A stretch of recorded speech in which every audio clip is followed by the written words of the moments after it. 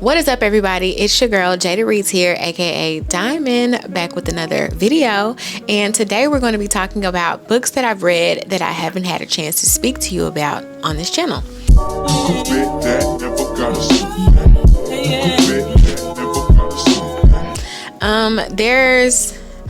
There's a lot of books that I have read over the past year and a half that I just didn't get a chance to come and talk to you guys about, given some of the events in my personal life. And I just was scrolling through my story graph and scrolling through my channel feed to see, have I talked to you guys about these books? Have I referenced or mentioned these books? And the short answer is no. I might have made a quick mention that I was reading it or I had DNF, but I was coming back to it, but I never talked about my thoughts or just gave a general synopsis of the book and what I thought about it. So that's what this video is going to be. So we can just hop straight into it. But first, if this is your first time seeing my face or knowing of my existence, my name is Diamond. I go by Jada Reeds on this channel, and over here I like to do reading vlogs, book reviews, and everything in between. So if that is something that you're interested in, I think you should consider subscribing. Okay, all right, so the first book that I wanted to come and talk to you guys about, and I think the reason why this book that I read, and I read it twice, by the way, and I have to get my own copy now. So the first time I read it was audiobook. The second time I read it was via library physical book, and I have not bought the copy yet, or the series. So many other series that I have to pay for. But anyways, the first book is going to be The Fifth Season by N.K. Jemisin, which is book 1 in the Broken Earth series, and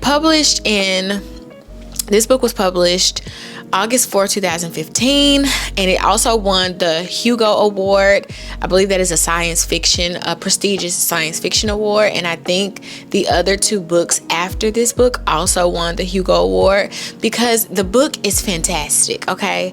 I've seen mixed reviews. It is what it is, but I really think in general, The Fifth Season is just a very dense novel, and if upon first reading it you don't quite understand it or it's too much for you, you're going to give it a mid or subpar review. But I didn't let that deter me.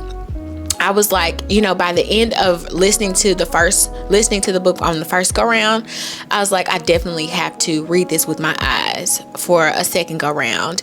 And the world started to make more and more sense. The themes started to really present themselves, in which we should talk about. So the main, I think, premise that I took, or the main construct, there's not even a main construct, but from my viewpoint and my lens, the main thing to consider when going into or reading through The Fifth Season by N.K. Jemisin is it's all about material conditions and the reality of the world and how those things in the earth interact with one another. And the world that they live in, the world that the people live in, and it's so many different names for all of these different characters. Not saying that their name as in the noun of them as a person, but just the sections or the different types of see what I'm saying? I'm getting tripped up even talking about it, okay? But there's different types of people. Just like you have black people, white people, these people are called something else, okay? But anyways, I'm not going to get deep into it because this is not a fifth season breakdown. But the world that they live in is called the stillness, and that is actually a more oxymoron, if you will, because one thing about the stillness is it's never actually still. It's very chaotic. It's always moving. And the constant fifth seasons are occurring, and they are the fifth seasons destroy civilization as each person or forefather knew it, and then it is recreated again. The stillness is recreated again. So those are just the main things to take away from it. I love how N.K. Jemisin references race and phenotypes constantly throughout this novel, and how it forms and shapes the way people react to one another and what they're able and aren't able to do in this world. And also the main themes to take away is oppression, power, survival, identity, and the impact of environmental disaster. So in a nutshell, The Fifth Season is should be a must read for anyone interested in science fiction but don't know where to start, I would either start with the 5th season series, or I would take it a step in time and I would go with The Parable of the Sower by Octavia E. Butler. The reason why I didn't put that book in this list is because although I didn't do a sit down about how I felt about that book, I did mention that book in a vlog. So I will insert the vlog in the description box if you want to see my thoughts and feelings regarding that book. But the 5th season, it was epic. Like I said, it took 2 reads for me to fully grasp the concept of that novel, and I still don't all the way know what I'm talking about, and I'm gonna probably read it one more time before I move on to the next book, which I think is Obelisk. I don't know what it's called. We can look up what it's called really quickly though. It's called Obelisk Gate, the Obelisk Gate or Obelisk Gate. So yeah, I'm gonna have to read the 5th season one more time. I'm gonna buy all 3 books and I'm gonna go through, read it once more just to make sure I fully understand what's going on in it before I move on to the second one. But that book, if I were to rate it 5 stars, 6 stars, 7 stars, for mainly being written by a Black woman, the themes present in it being just a phenomenal book. Like, I mean, just when you get done reading it, you're just like in amazement. You're astounded, honestly, that these ideas could come into form like this and someone could write a book as magnificent as that. So yeah, phenomenal read. Loved it. I highly recommend. Okay, so the second book that I did not or have not spoken to you guys about, and by the way, I read the 5th season in like September, October, November of last year. If you're no stranger to my channel, you know what I was dealing with and going through around the fall winter months.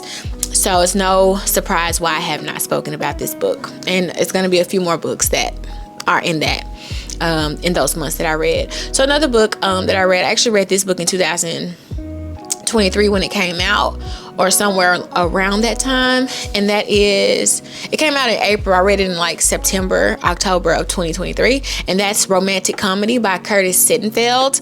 I absolutely love this book. I've since given my copy away, which I don't know why, because I actually really, really like this book, and books that I really, really enjoy, I keep them. So I don't know. I think I had to like reconsider, because I've also read this book 2 times. That's how much I like it. It's like a Romantic Comedy by Curtis Sittenfeld. Is like, it's a really, really comforting romance novel that's not a romance novel. And that's like the juxtaposition of the title, Romantic Comedy. It is all but romantic, but you have romantic parts in it. It's really, really realistic in the way that we find love in today's day, or back in like the early 2000s, mid 2000s, whatever the case may be. So anyway, this book is about a comedy writer. Her name is Sally Mills, and she meets a pop star named Noah, and just a series of events happen and occur to where she's just like, oh my God. They exchange numbers one day because he's co-hosting the show that is really reminiscent of SNL. I think the show in the book, I forgot what the show in the book is called, but it's SNL. To be honest, it's SNL.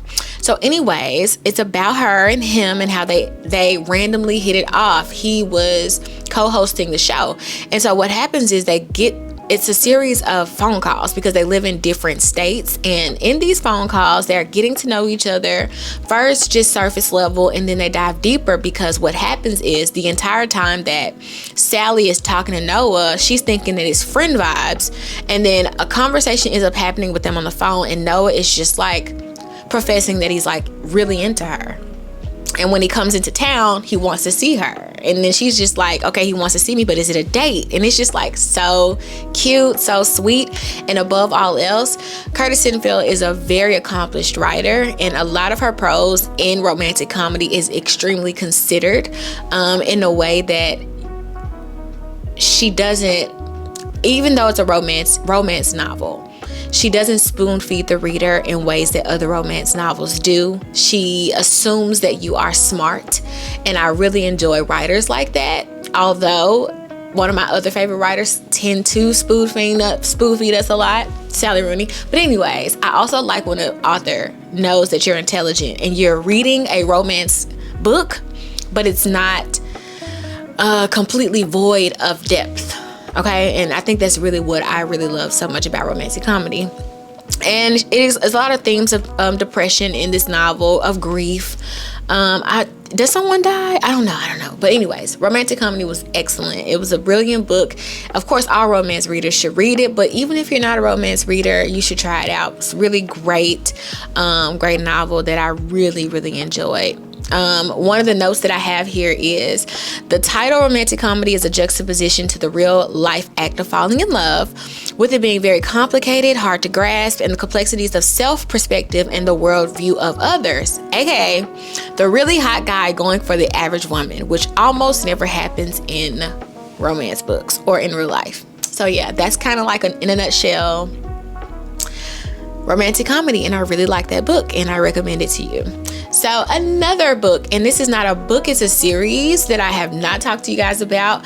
I have read every book in the My Name is Lucy Barton series, with the titles being Lucy Barton, or My Name is Lucy Barton, Anything is Possible, Lucy by the Sea, Oh William, and I am 30% into Everything is Possible, but I gave my copy back to the library because I just wasn't in the mood to read it just yet.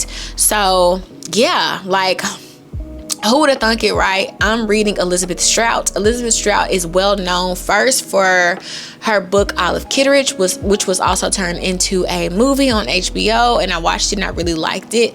But she's known for that. But then she did come back into notoriety for her Lucy Barton books, because I think several of them have been nominated for Booker or Women's Prizes, etc., because they are extremely well written. In the Lucy Barton series, the themes that are present are grief, loss of innocence. The books are really, really strong in that dialogue, and another thing that Lucy or Elizabeth Strout is really good at is the observation of human acts or human kindness, or just the human or the experience of being human is concerned. She writes that really, really well, and I think that is what is so popular. That's why those books are widely read and are extremely popular, because it's just something. When you first go into it, you're just like, oh, I'm just reading this because it was popular at the time. People spoke so highly of it. Let me try it out. But once you make it to the end, you're just extremely emotional. With the Lucy Barton series, the stories are interconnected in very mild ways that leave a lasting impact, if that makes sense. Like, for example, in the first book, My Name is Lucy Barton, you follow Lucy. Lucy has just had a surgery, and her mom has come to her aid in her time of healing in the hospital, and her mother, she hadn't spoken to her mother in years. And so what you learn is the backdrop of that relationship, the fraught relationship between mother and daughter, and the dynamic that you have, or that you first read about, where that stems from. And what you find is that Lucy was raised terribly. She had a horrible upbringing. Her mom was extremely passive about the things that she was dealing with when it relates to Lucy's father and just their home life, their living conditions. They were very much impoverished. It is reminiscent of, if you read Viola Davis's memoir, Viola Davis's true story is extremely reminiscent of the fictional story of Lucy Barton. They had nothing. There were days where they didn't have food.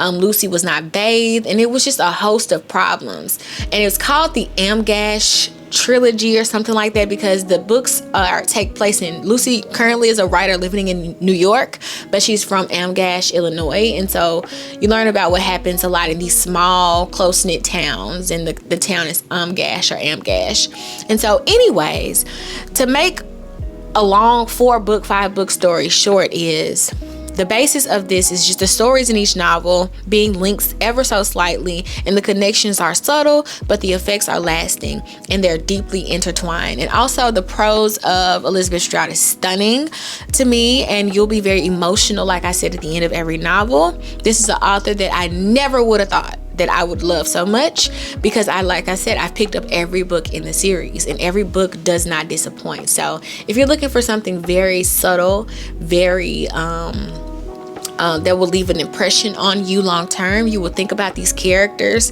for years and years and years. Because I read the first book, My Name is Lucy Barton. It came out in 2017, but I read it in 2022, and so I picked up every book ever since, and I've loved every one of them. So yeah, My Name is Lucy Barton series, amazing series to go after and read. And yeah, it's just something that I never spoken about and talked to you guys about that I'm really into. So yeah. The next book is, I actually have something negative to say about this one. First of all, the author is great. Okay, Harper Lee. And Harper Lee is the author of To Kill a Mockingbird. So this book was published post-mortem, or mortem, I do believe. And it's supposed to be the follow-up to Kill a Mockingbird. And it's called Go Set a Watchman. It was published July 14, 2015. And it is the follow-up. And it is Scout, who was the main character, the little girl in To Kill a Mockingbird. She has grown up. She's 26 years old. She's a writer living in New York, and she has come back to Alabama just to visit her father, Atticus, her brother, her family, her uncle, everybody, and just like enjoy the summer in the town and just enjoy her family. And of course, one of the main issues in To Kill a Mockingbird was like the racial inequality, and how a black man was accused of doing something solely based off of him being big and black, the color of his skin, and not the issues that were surrounding the woman in that story. And so you follow up to that with the civil rights tensions going on in Alabama at this particular time, and just the racial inequality as a whole. Now, I have to say, the themes, of course, are always going to be important. All right, we all know all of the social unrest the civil rights movement had around the 1950s and 60s, and subsequently hereafter, even in today's time. But this book read like something that was extremely unfinished to me. I liked it only because it was written by Harper Lee, but that also means that it shouldn't have been published, because you knew that she wasn't finished. You know, I almost feel like the publisher or the editor added their own fixings to the novel to sum it up into something that could be published, and people were going to purchase and read it because of the popularity of To Kill a Mockingbird. So it's a book that should never have that should just have stayed where it was in my personal opinion, and in the opinions of others. And because it wasn't cohesive, it was very choppy. A lot of the humor that was supposed to be present in Scout was not. The great reveal at the end was funny, or not funny, but the great reveal at the end was, it was nice, I guess. I mean, I like that aspect of it, but just leading up to it was just like a series of short stories, of vignettes that were trying to like kind of mesh together and form a book, and it just did not it didn't work, basically. So yeah, this book, I would rate it 2 stars out of 5 if I were rating books, which I'm not. And yeah, I don't know, it just wasn't all that good, but I did read it last year, and yeah, I just never talked about it. The next book that I did mention briefly, but I had DNF'd it at the time, but I did finish it, is The Goldfinch by Donna Tarte. The Goldfinch was published September 23rd, 2013, and I don't know if this is the third or the second, but she's only published 3 books in her career. And I have read her first novel, The Secret History, and I really like The Secret History. No Secret History slander will be tolerated on this video. But anyways, I really like The Goldfinch. The Goldfinch is about Theodore Decker, who, when he was 12 or 13 years old, he was visiting the Met with his mom. They were going to see an exhibit, and there was a terrorist attack that ended up happening, bombing the Met, and it killed his mother.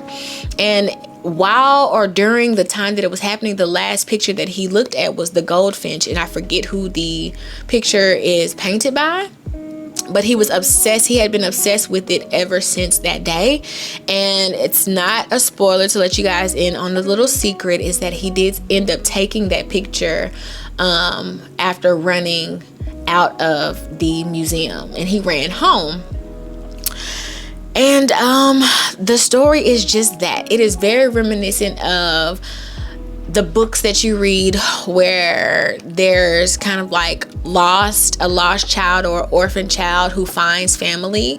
It's found family in here, even though his mom dies, he does have his father in this novel. He still finds family, finds love, loses family, loses love, and he is just searching and trying to find himself after losing one of the most important people in his life, which is his mother. They were really, really, really, really close, and he just never was able to really figure life out after losing her. And that's what this book is about, just figuring out life, coming of age, trying to find and make sense of the world that you are left with after losing your world, which is, like I said, is his mom.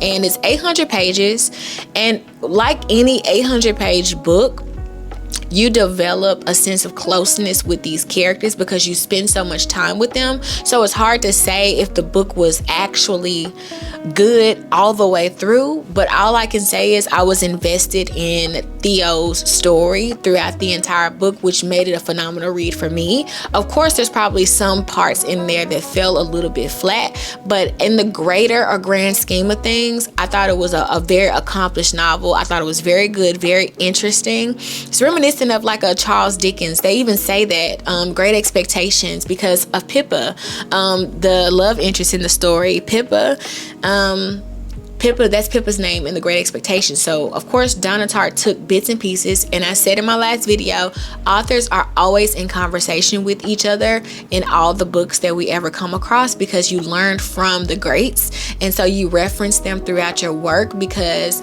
that is what you read coming up in your, I guess, artistic world, and you're going to reference those books that were extremely important to you in your early years. And so, like I said, The Great Expectations is referenced in a host of other novels as well. But Donna Tarte is an accomplished author. I like her so much. I enjoy her books. I understand the critique of these authors, but I'm also not oblivious to how negative content is pushed in today's society. And so being a leftist a lot of the times does not mean that you are right in everything that you're thinking and saying about these people.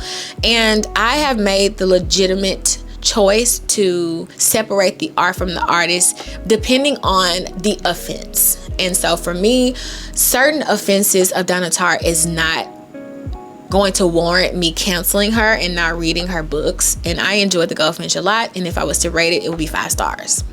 Moving on. And the last book, which I've not, it's a lot of books that I've read that I've not talked about. I'm going to just be real with y'all, but these are most recent. So it's going to be Brooklynn and Long Island by Colm Toíbín. And I read Brooklynn years ago, but the reason why I had to put Brooklynn in here with Long Island is because it is the follow-up, which I actually didn't know that Colm Toíbín was going to do a sequel. I don't know where that missed me at, but Brooklynn was one of my favorite books a long time ago. I love that book so much. Eilish is the main character. What's her last name? I think it's Legacy or Legacy or I don't know. But anyway, her name is Eilish. Eilish is Irish. Eilish's sister Rose has a really good job. They're living in Ireland, but for some reason or another, Eilish is unable to find work or a career in Ireland. And this is around the time where people were immigrating into America via New York. And so Eilish, they have a connection with a priest over in America. Rose sets it up for Eilish to go to America, find housing, find a job, and just like build a life there, in hopes that maybe one day Eilish and her mother might move to New York. Rose and her mother might move to New York, or they could just like have that connection and go back and forth. And what at first is very hard and difficult to sustain her life without her mom and her sister, Eilish meaning, it slowly turns into something very easy. She figures life out, like when you're stepping into something new, like being a new adult in this world, or a new mother or a new wife or something. Those feelings of unfamiliarness, the way that Colm Toíbín writes this book is so intricate and so intimate and so sweet. I really, really loved Brooklynn. And then Eilish meets an Italian named Tony. Tony is obsessed with Eilish. He thinks that she's beautiful. He loves her red hair. He's just so amazing. This book is great. So they fall in love. Something happens where Eilish has to leave Brooklyn for a while and go back home, and I'm not going to tell it, but she has to make the decision. Either she's going to stay home in Ireland, because another life begins to blossom when she goes back home to visit in Ireland, or was she going to come back to America, to Brooklyn, to Tony? Because at that time, Tony wanted to marry her and loved her so much, but it's a decision that Eilish has to make. And so she makes that decision because book 2 comes out, and book 2 is called Long Island. So they move from Brooklyn to Long Island, and this is about 15 to 20 years later. And oh my gosh, the drama that ensues that I did not expect Colm Toíbín to write is just like, what? But then again, it's so reminiscent of just even me as a 33-year-old. The life that I thought that I would have versus the life that I'm living now, I would have never thunk it as a 22-year-old woman, and now here, 22, 11 years later, 33, reading Long Island is so believable, but it's still just like, the audacity of Tony or his family, or, and it's just one of those books. If you come across a Colm Toíbín book and you're like, well, this guy sounds familiar, but I'm not going to read it. It's always those authors that write consistently that we overlook, but those are the books that really are just like chef's kiss. So yeah, Brooklyn, Long Island, Colm Toíbín. And it's so interesting. I have several series here that I've mentioned, but anyway, those 2 books, awesome. Well written, worth the hype, worth your read, worth your time. You would enjoy them. And so that's it. So that's wrapped up. So those are the books most recently in the last year and a half that I've read that I have not spoken to you guys about. And so yeah, I just want to bring those into the conversation, bring those onto the channel so you can reference at some particular point and add to your TBR, because I highly recommend all of them except for Go Set a Watchmen. Didn't like Go Set a Watchmen. But anyways, that's all. That's it. If you read any of these books, if you enjoyed them, if you disliked them, if you have some commentary on them, let's discuss in the comment section. Also, you guys, when I reply to you, reply back. One of the main things that I don't like about the comment section on YouTube videos is that you don't get a notification when I reply. I have to make sure that I like the comment and then reply, because what you'll get a notification of is that I liked it, but not necessarily what I wrote. So unless I'm doing it wrong, I don't know. But anyway, that's the video. I hope you guys enjoyed it. Don't forget to give me a like, give me a subscribe, share it if you will, and I'll see you in the next one. Deuces.